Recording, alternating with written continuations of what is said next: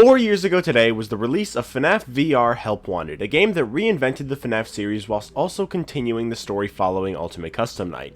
I planned to release this video like a month ago, but with the release of Nexi, I decided to put it off for a while so that I could make some theories on the Mimic before this video. And since it's now the anniversary of Help Wanted, it's time to answer some questions in part 3 of my FNAF timeline. What happened after FNAF 6? Did the fire work? What is Glitchtrap? What is Burntrap? Who is Vanessa? Is Gregory a robot? Is Tales from the Pizzaplex canon? What is the Mimic? Those are all many questions that people who are interested in the modern FNAF lore have had to ask themselves, and they're questions that in today's video I will hopefully answer to the fullest. This will be part 3, the final part of my Five Nights at Freddy's timeline. In order to fully understand some of the things I talk about in this video, it's important that you go watch parts 1 and 2 before watching this video. There's also some topics that are unnecessary to go over again in this video because I've already made videos on the topics. So if you haven't yet, I'd recommend you go watch the videos on screen right now. My video of GGY on Gregory being Patient 46, my video on who Glamrock Freddy is, my video on the Mimic, and my follow-up where I discussed the canonicity of the Fazbear Frights books, all of which will help you understand some of the things I bring up in this video. So check out those videos if you haven't yet, but I really hope you all enjoy, and let's get started.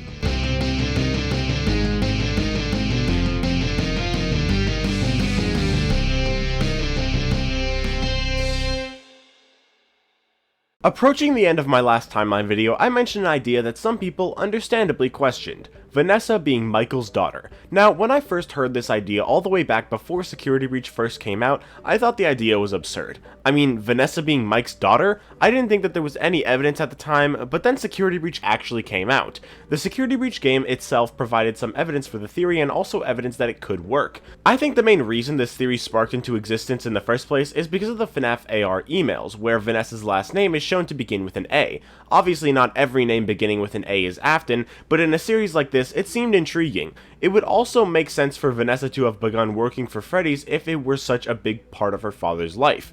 However, in Security Breach, we have the retro CDs with 2 characters including Vanessa.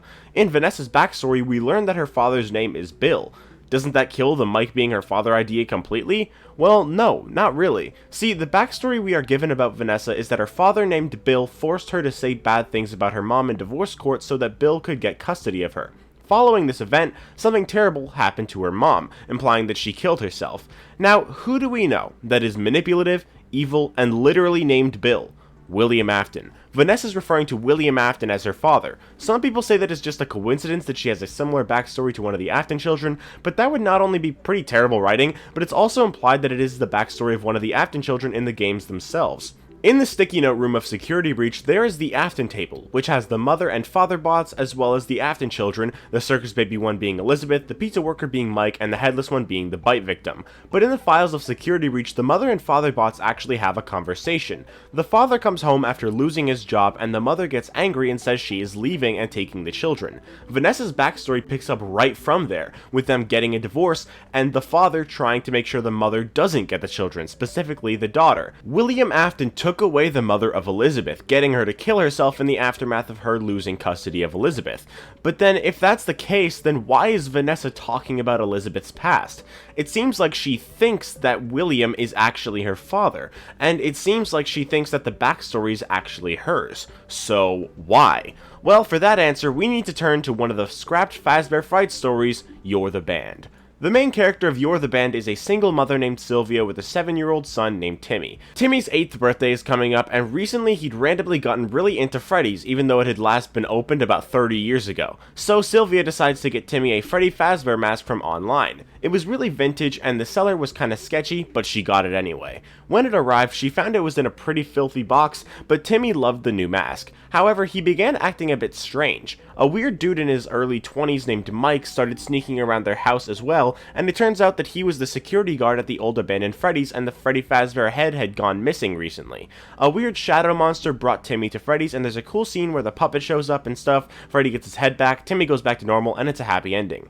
Now, I know that's a bit vague, but that's the basic premise. But what I didn't really explain is what I meant by Timmy acting strange. Basically, he starts telling his mom that he was there with the missing children in the safe room when they were murdered. Sylvia knows this can't be true because he's only 8 and the incident was 30 years ago.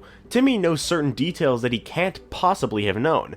He also started liking things that he never liked before, and started disliking things that he did like before. Timmy normally said that canned pasta is gross, meaning that he's an unlikable character, but after getting the mask, he claims to like spaghetti wheels. He asks for strawberry ice cream, but Timmy hates strawberry ice cream. While eating dinner, Timmy's grandpa came over with a knife to help him cut his steak, and Timmy literally tackled him to the ground thinking his grandpa was gonna hurt him. Basically, what was happening was that the mask Sylvia got him was the original Freddy Fazbear mask that still contained the spirit of Gabriel, and when Timmy put on the mask, Gabriel's spirit transferred into him. It's important to remember that Timmy was still Timmy, but Timmy just had the memories and some likes and dislikes that Gabriel had. So how does this connect back to Vanessa? As I've already explained, Vanessa's backstory as told in the CDs is not her backstory, it is Elizabeth's. Vanessa actually has multiple connections to Elizabeth, like her similar hair and eye color, as well as eating ice cream like Elizabeth in the Princess Quest ending, but does that mean that she is literally Elizabeth physically? I don't think so, but what I do think it means is it's trying to establish a connection between them. I don't think Vanessa is like a robot Elizabeth or anything, or Scrap Baby with an illusion disc or something, which is a theory that exists for some reason. I think she's just someone who happens to look like her, maybe because of the genetics from Michael's family, assuming she actually is his daughter. But I also think that Elizabeth did possess her in a similar manner that Gabriel possessed Timmy. Elizabeth doesn't control everything she does, but rather she influences some of her opinions, ideas, and actions. That's why Vanessa uses Elizabeth's backstory, and it's why she actually reacts to it as if it were her own, saying, "I was supposed to be a good girl." There are also some things about Vanessa that match Elizabeth, like how Vanessa likes flowers, like how Elizabeth has a big flower painting in her room, and Vanessa not liking dark basements, matching how Elizabeth hated being trapped in the factory under the Afton house, essentially a big dark basement. This also doesn't exactly match Vanessa in Help Wanted, as she seems perfectly fine with keeping her Vanny mask down in a dark basement and just chilling in there. It seems like between games her personality is just altered a little, which I think is very suspicious. So all this information from the retro CDs implies that Vanessa is possessed by Elizabeth. However, what we have to remember is that the retro CDs are about two different characters, Vanessa and Patient 46, who GGY tells us is Gregory. Why would those two be included in a room from Michael Afton's house of all places if they had nothing to do with him? It could mean that Vanessa is Michael's daughter, as we get exposition about her in this room. That's an odd choice for a place to put the exposition for these characters, isn't it? But then what's Michael's connection to Gregory? Well, in this room, we also have the wall code.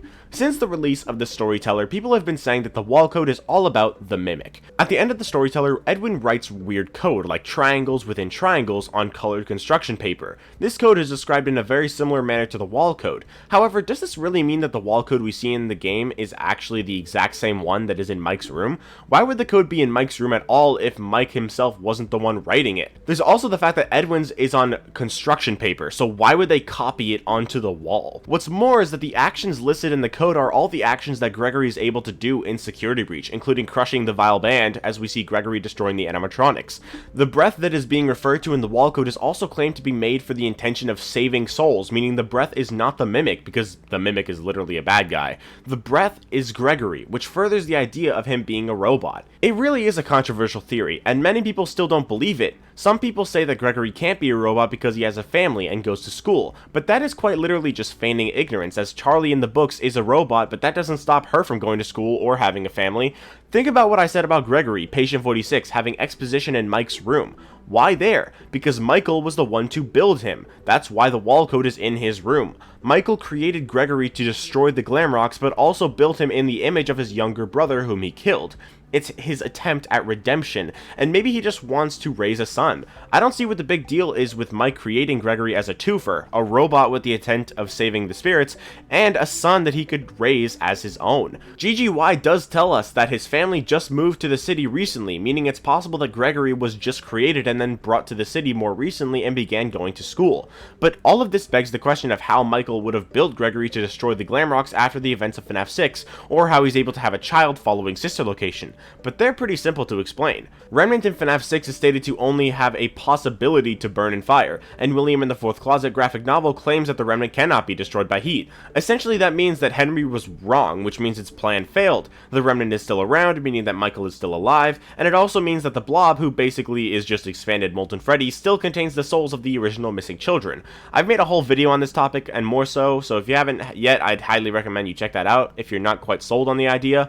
We also see in Security Breach that somehow Burntrap has flesh growing over his endoskeleton. How exactly would the flesh be growing? Well, essentially what it means is that Burntrap has Remnant in him, regrowing his flesh. Remnant has the ability to regenerate bodies. In Sister Location, we see Michael get scooped, and we learn in FNAF 6 that the scooper injects Remnant, so Michael begins rotting with Ennard inside him, but after Ennard leaves, we see Michael's body fall in on himself. Scott himself has confirmed that Ennard removed Michael's entire skeleton, and therefore he's essentially a flop of skin and blood. He has nothing holding him up anymore, and he fell in on himself, yet miraculously he stands back up without a problem. Somehow his skeleton grew back. It's the Remnant. The Remnant regenerated his skeleton, and we also see in Frailty that it can bring people back from the dead, and if it can do that, then it's safe to say that following the scoop, Michael's body was regenerated. People ask me how he could have had a normal life following Sister Location if he's a rotting corpse, but the answer to that is quite simple. He isn't a rotting corpse anymore. He's just a broken man who failed, and he settles down to start a family. That's how Michael can be Vanessa's father, and it's how Michael was still alive to build Gregory to destroy the Glamrocks, because Remnant continued to keep him alive after the fire. But then, if the Remnant is still around, and the missing kids are still around, is William Afton still around?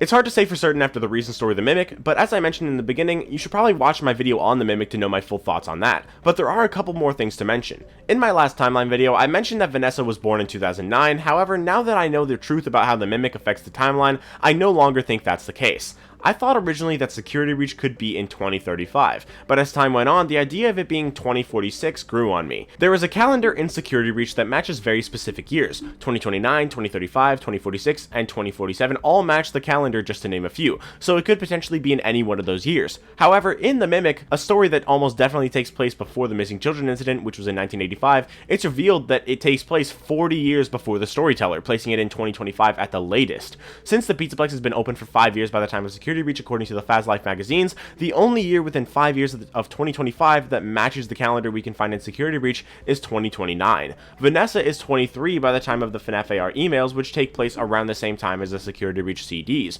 which also take place around the same time as GGY, which is 3 years before Security Breach, since the Pizzaplex has been open for a couple years by the time of GGY. That means that Vanessa by 2029 is 26, placing her year of birth in 2003. That's just a minor retcon I wanted to add to my timeline. I also wanted to retcon what I said in the first timeline video, where I said that Henry scrapped the robot project before he started working on them due to realizing that Charlotte possessed the puppet. However, since I now believe that the Charlie bots did exist in the games, I think it's more likely that Henry did make those Charlie bots but just scrapped them when he learned about the puppet. But he didn't destroy them, he simply left them behind. Since I now believe Splitline Games, and I believe that Eleanor is the 4th Charlie bot due to her looking like Circus Baby, having connections to the 4th Closet Baby, as well as her being in control of Ella, who was a Charlie bot in the original novel trilogy, then that means that those Charlie bots did exist, since Eleanor existed prior to FNAF 6, which is when the timeline split under Splitline Games. I also think that Elizabeth is back in some body, but I'm not exactly sure what body or how she made it into it, but it would explain how she got into Vanessa despite her still possessed body being underground. There's some smaller details like who the CEO of Fazbear Entertainment is, or what Michael Afton is doing now, but I personally believe those questions are answered by the email that initially informed us that Michael was still alive. Michael has @BigBearMails at the end of his email, which we see in the FNAF AR scrapped emails, and that means that he works for Fazbear Entertainment. There's also the mysterious H. Crofton, who could very well be the billionaire who buys the company after FNAF 6 and becomes the CEO. Why do I say the CEO was a billionaire? Well, in the Fazbear Frights books, there's a few mentions of some billionaire buying out Fazbear related locations, like the place that sells all the plush trap chasers and out of stock, or the person who bought the hospital that contained the body of William Afton in the Manor Room 1280. So it's entirely possible that since I now believe Splitline Games, that these are the same person, and they could also be the same person who buys out Fazbear Entertainment, which would be slightly different in the two timeline branches, or it could be possible that it's just a different billionaire and the Frights books are just trying to show that it is a billionaire in the first place. It's also possible that the email is actually after the events of the Storyteller. Now that Mr. Burroughs is dead and replaced, Fazbear Entertainment needs a new person with a seat on the board of directors, so H. Crofton, the CEO, emails Mike, someone with Fazbear Entertainment in his blood, to take that seat. It could also explain the fact that Vanessa was suggested for the security job by someone higher up, because if Michael is her father, then that explains why he would suggest her for the job. There's also the idea of the staff bots containing the spirit of the puppet due to the fact that they are designed like the puppet and have various other connections to the puppet. Since the puppet was a security device, it makes a lot of sense that Fazbear Entertainment would have used circuit boards from the puppet to create the security staff bots, which could have been Vanessa's doing as a way of getting Fazbear Entertainment to fire all the other guards and leaving only her. But that's everything, so with all that out of the way, let's put the pieces together one last time and finish off my FNAF timeline.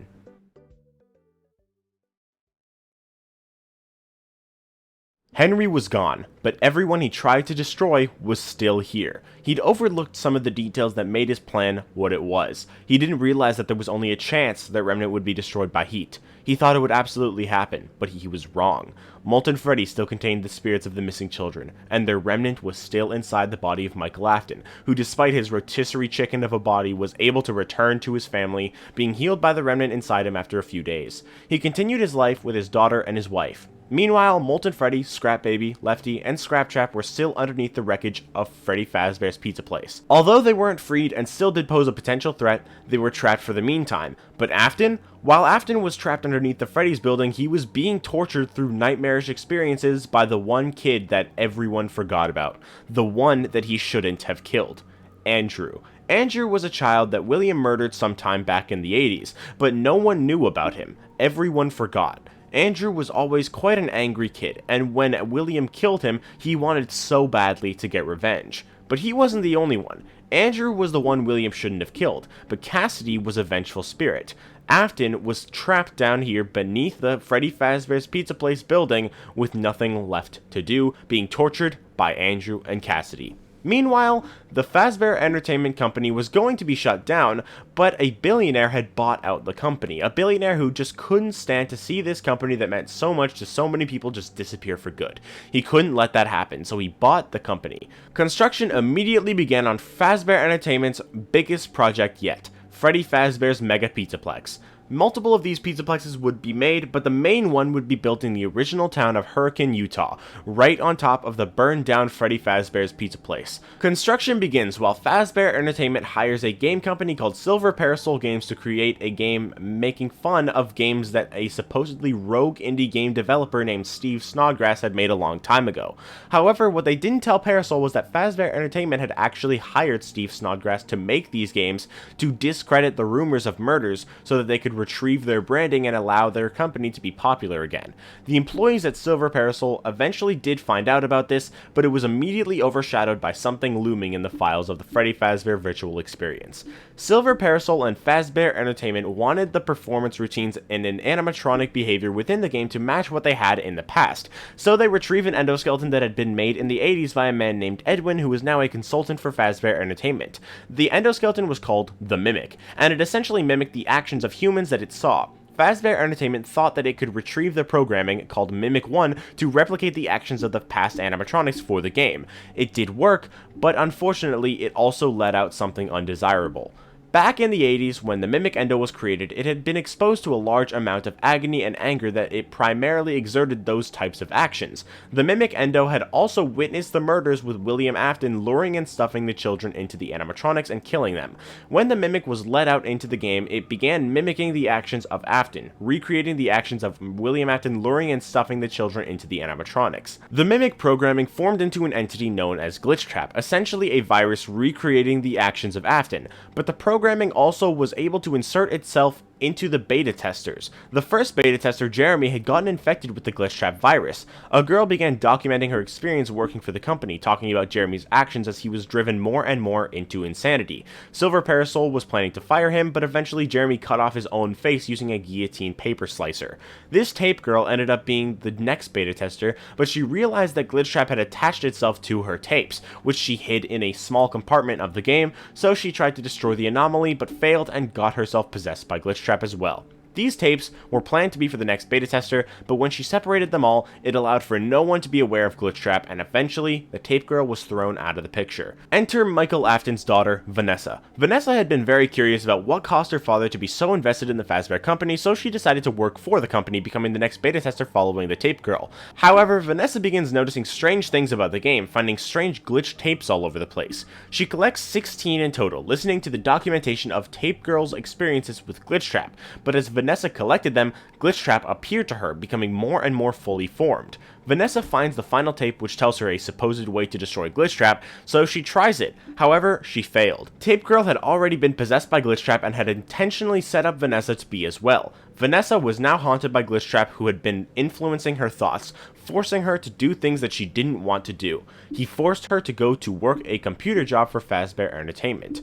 Michael notices what was happening with Vanessa. He recognized that it wasn't over, and the Pizzaplex was even being built near his house, and likely eventually on top of it. Michael had no choice but to move, but before he did, he created something. He built a breath of life, reflecting the younger brother he killed all those years ago. A robot of his brother, one that could grow up like a normal kid, and when it was old enough, would destroy Fazbear Entertainment and destroy the new Glamrock animatronics that would be used for the Pizzaplex. Meanwhile, those Glamrock animatronics were delivered to the under construction Pizzaplex, but there was an anomaly among them. The original mimic endoskeleton, still mimicking Edwin and his son's behavior as it observed back in the 80s. The construction workers were confused. A guy working on renovating Freddy Fazbear's Pizza Place named Gil took this opportunity to try and prove that he belonged on the tech team, not the renovation crew. He and the others working on renovating the place were trying to make it into a kind of museum dedicated to the old Fazbear locations, and to do so they had to clean everything up and remove all the decommissioned endoskeletons.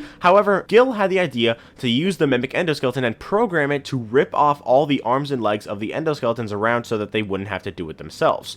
It worked. Gil was able to program the Mimic to actually do that. The other members of the renovation crew praised him until the Mimic finished piling up all the now dissected endoskeletons and turned towards Gil, ripping off all his arms, his head, and flipping him upside down and tearing off his legs. The Mimic began to rip apart all the members of the renovation crew except one guy named Danny, and more construction workers rushed in to see what all the screaming was about, leading to their demise as well. Danny escaped the pizzeria and ordered the construction workers to seal up the pizza place, leaving everyone trapped in there to die with the Mimic.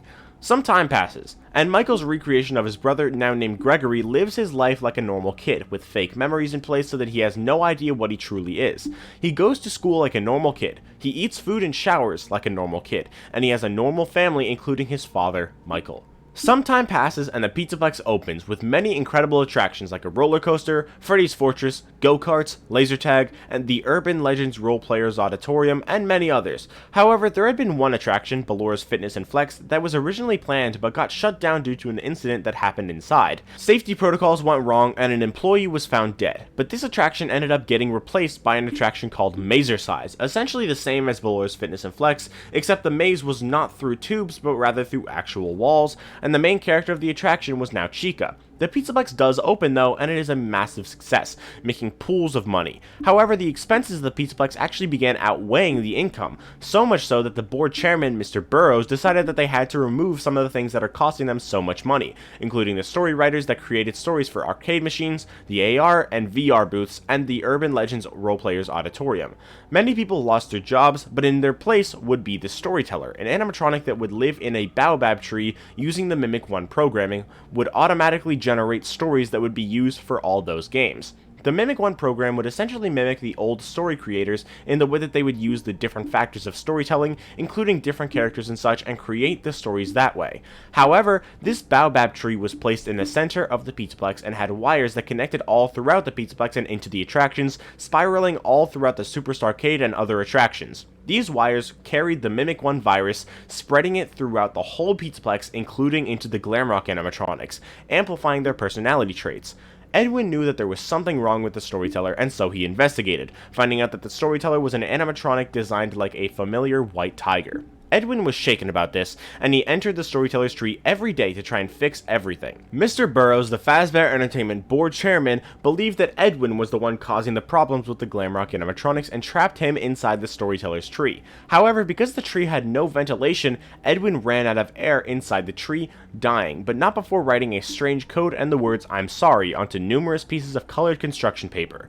Mr. Burrows entered the tree and found Edwin, but he realized that he made sure that there was no way for Edwin to escape the tree, meaning that the door into the tree shut behind him, and eventually he ran out of air too, and he died. His body, as well as Edwin's, is found in the Storyteller's tree, and that day chaos ensued in the Pizzaplex, lights flickering all around, and the tree was removed from the Pizzaplex, and H. Crofton, the CEO of the company, sends out an email to none other than Michael Afton, someone with Fazbear Entertainment in his blood, to join the board, and he does. A couple of years go by, more and more incidents happening in the Pizzaplex and getting many of the areas shut down, as well as a Fazbear Entertainment delivery service. It is now 2026. Vanessa is working a computer job for Fazbear Entertainment, but with Glitchtrap in her head, she isn't doing so well. See, what he makes her do is he forces her to infect Gregory with the Glitchtrap virus, using him as an experiment to learn how this robot works. She does it, and he ends up being an even more efficient follower than Vanessa, following her as she goes to therapy, communicating with her, and manipulating her commonly, hacking the Glamrock animatronics and introducing the fully advanced and more aware Glitchtrap code into them,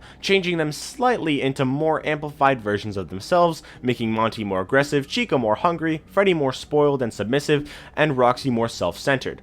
Vanessa began going to therapy and trying to get help because she was essentially going crazy with Glitchtrap in her head.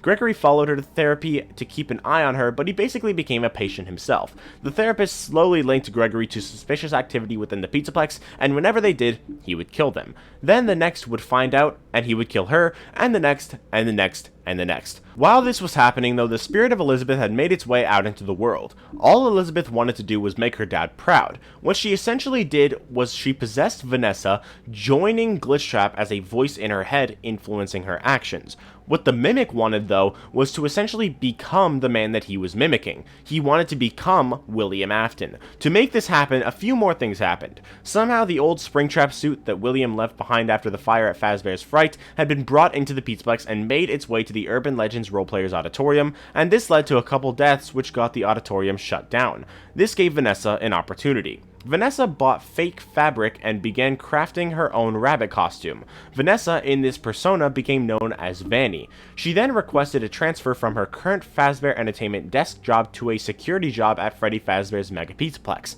The transfer was granted and Vanessa became the head security guard with the help of her father suggesting her for the job despite her lack of experience. Like father, like daughter, am I right?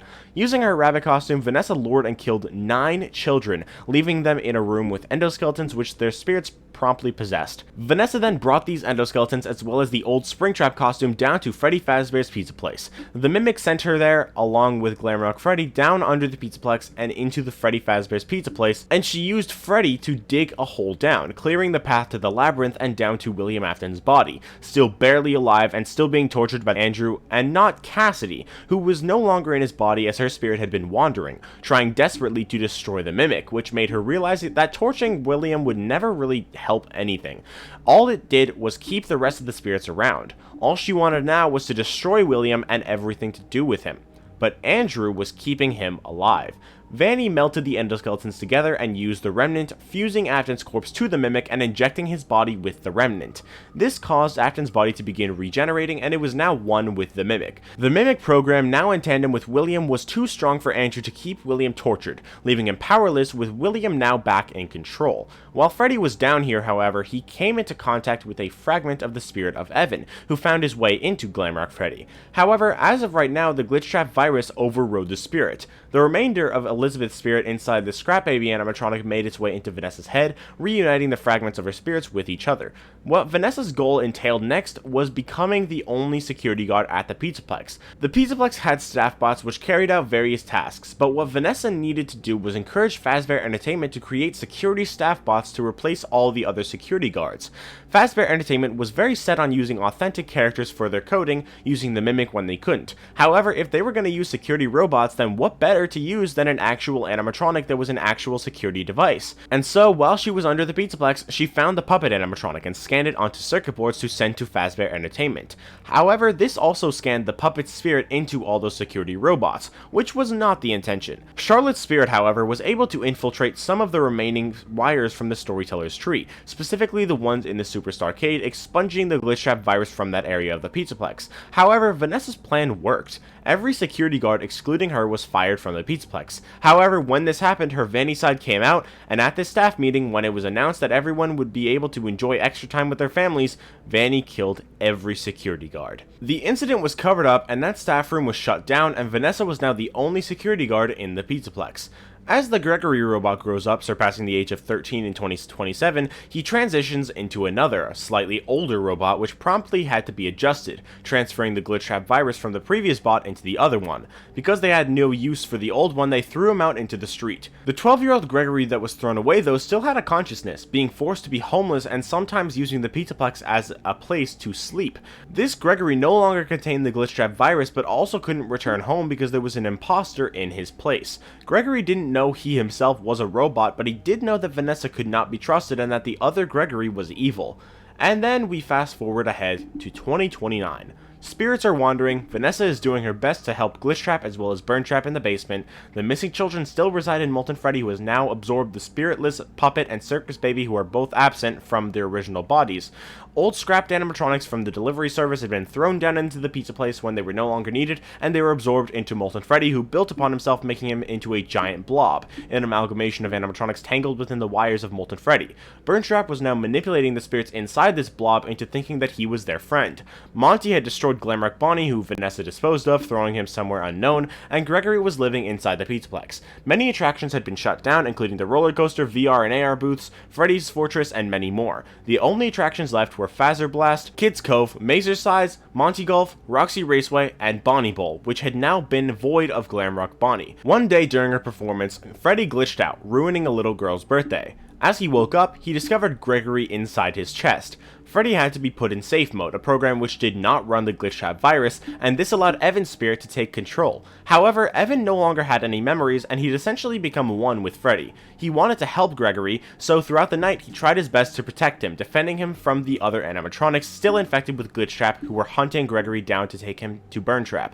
who was fascinated that this robot was still active and wanted to learn more about it. Gregory, though, had his original purpose shine through, destroying Monty, Roxy, and Chica and using their upgraded parts to upgrade Freddy. Gregory was trapped in the Pizzaplex all night until 6 AM when he decided to stay because he and Freddy knew that leaving wouldn't change anything. They needed to destroy what was going on. They didn't know what, but they suspected that Vanny was not the only mystery that needed solving. All the parts acquired for Freddy, they found their way down through an elevator into the cave that Freddy Fazbear's Pizzaplex had now been within. Inside, they found the Blob, they found Burntrap, and they tried their very best to destroy him while also defending from the Glamrock animatronics, which were somehow also down here. Gregory continued to burn Burntrap, but nothing worked. It did, however, manage to set the room on fire, causing it to begin crumbling. It was at this moment that the Blob recognized that Burntrap was not their friend. His manipulation was over, so the Blob turned on Burntrap, grabbing him and pulling him away. However, with the delivery animatronics that still contained the Mimic virus also within the Blob, would the Blob truly be able to defeat Burntrap? Well, only time will tell, but as of now, it's not looking good. Cassidy was still wandering, unable to destroy the Mimic yet. Vanessa was still possessed by both Glitchtrap and Elizabeth. The older and Glitchtrap-infected Gregory was still on the loose, and a lot of loose ends were yet to be tied up. But the outcomes and answers to those questions are not available yet. All we can do is make predictions as we wait for the answers to unfold. But that is the end of the entire Five Nights at Freddy's timeline. Or is it? These past 3 timeline videos have gone over all the evidence suggesting most overall aspects of the story and giving full narratives, but there's some small opinions of mine that have altered or that I forgot to include. So what I'll be doing is putting all of the narratives together into one video, but that video will also include a couple of small tidbits. It'll incorporate the small retcons, fix some mistakes, and include things that I forgot to include when I should have. That will be a video without any evidence and solely focused on the full story behind Five Nights at Freddy's. There's also nothing certain, but I might do a video on the Stitch Wraith timeline in the future. I don't know for sure yet, but if I do, that will be out sometime probably before July, I'd say. But that's everything that there is to go over for this video. I hope you all enjoyed, and if you did, make sure to leave a like and subscribe, and stay tuned for the full narrative, which will be out very soon, and I'll see you all in the next video. Bye, guys!